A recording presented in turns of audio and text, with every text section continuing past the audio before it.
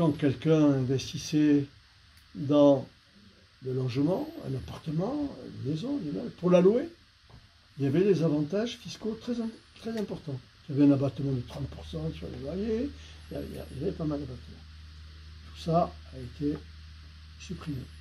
Et le résultat, c'est que l'investissement sur le bâtiment, sur les logements, a été très sérieusement freiné, avec en plus la hausse des taux d'intérêt au cours des dernières années. Aujourd'hui, on a le sentiment que les choses repartent. Les taux d'intérêt ont baissé, le taux d'inflation passe en dessous de 2%. Il y a déjà eu une diminution du taux par la BCE de 0,5. Et je pense qu'au 1er janvier, il y aura vraisemblablement une nouvelle diminution de 0,5.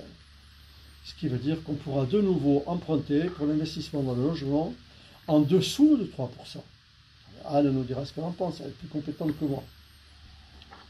Donc, grâce à notre collaboration, grâce à l'opération Action Cœur de Ville, où on a fait énormément de choses ensemble, nous avons décidé, dans le contexte actuel, de relancer nos engagements respectifs à destination des futurs investisseurs, et notamment de tous ceux qui ont des projets d'investissement concernant l'accession à la propriété. Nous avions déjà organisé ensemble les matinales destinées là aussi aux investisseurs dans le domaine du logement, ont connu un grand succès. Et j'espère que ce que nous allons faire le 15 octobre rencontrera le même succès. Je pense que le moment est opportun. Et je pense que votre rôle, représentant de la presse, est très important. Parce qu'après les 2 années qu'on vient de vivre, des taux d'intérêt élevés, etc., il y a eu un certain découragement des investisseurs vers ce secteur.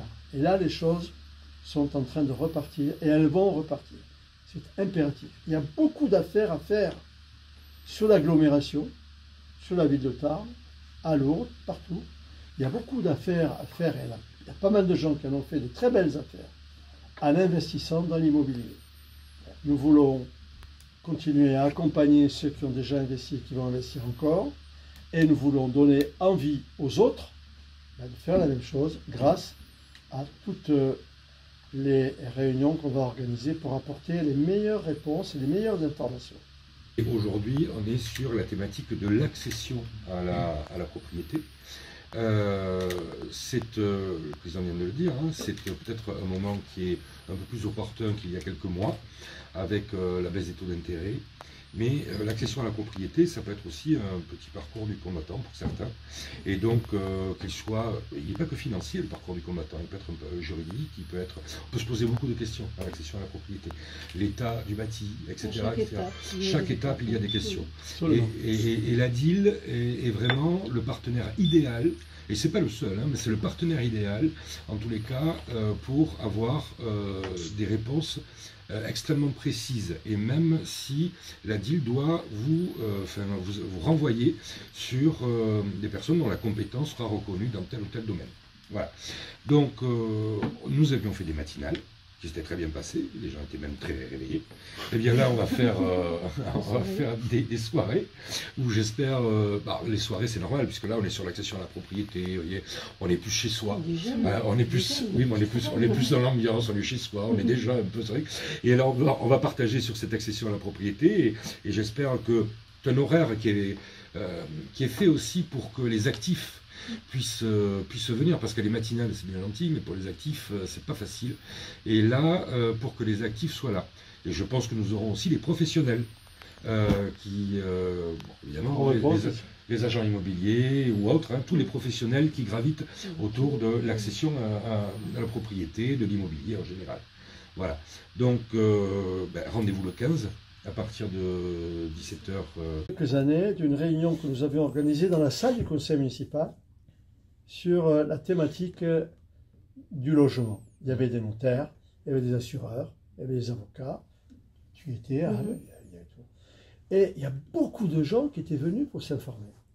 Et cette réunion a été le début de l'enclenchement d'un mouvement d'investissement dans l'immobilier sur Tarbes. rappelle que sur Tarbes, grâce à Action Cœur de Ville, on a rénové plus de 300 logements dans la ville, avec des jeunes, y compris des jeunes, qui ont investi en se disant les taux d'intérêt sont bas, il y a des aides de l'ADIL, de l'Action Logement, de tout le monde. Je vais me constituer un capital immobilier pour mes vieux jours. Et il y a eu des réalisations remarquables, faites par des jeunes qui ont été accompagnés par tout le monde. Et là, c'est la même chose. On veut relancer la machine dans le même esprit, avec des gens auxquels on va dire on va vous accompagner pour votre projet. On peut même, avec les agents immobiliers, avaient contribué avec nous à l'époque à cette réunion.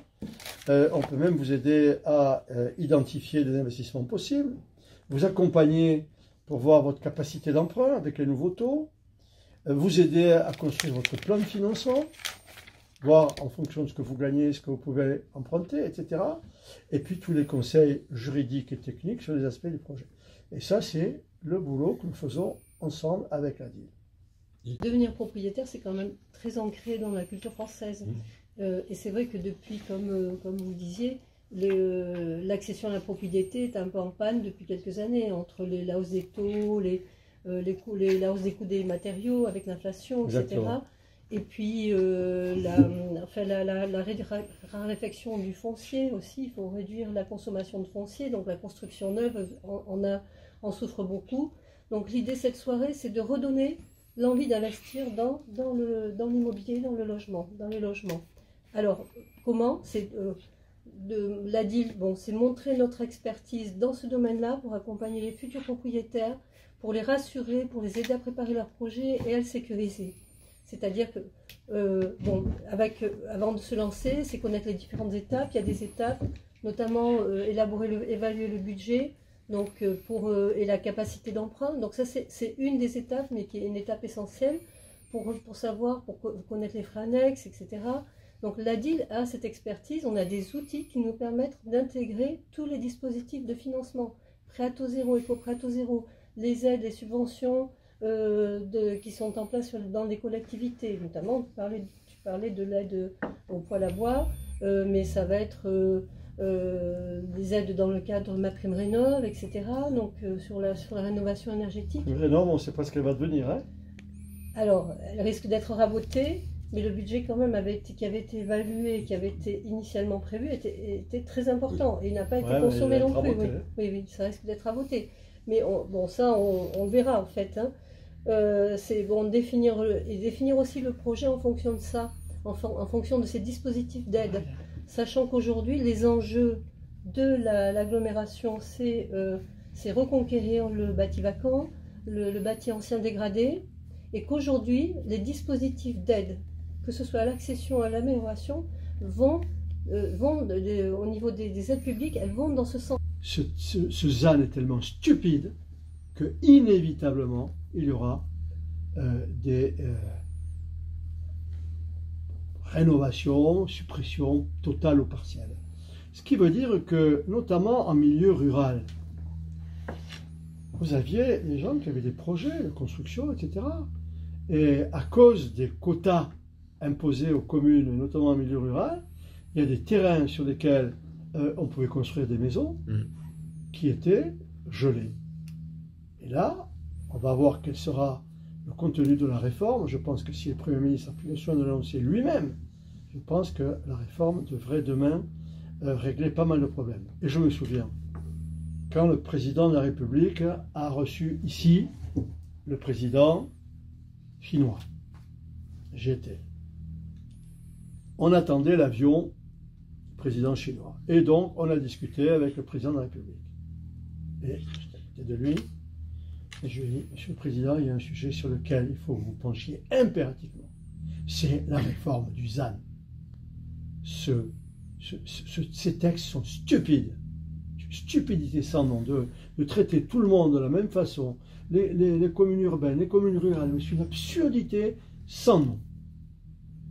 Et moi, je vois qu'on avait des projets sur l'agglomération importants, notamment sur la zone de Sémiac-Sousse, qui risquaient d'être compromis à cause de la réglementation du ZAN. Alors, grand espoir pour la construction et également pour des projets qui risquent d'être bloqués.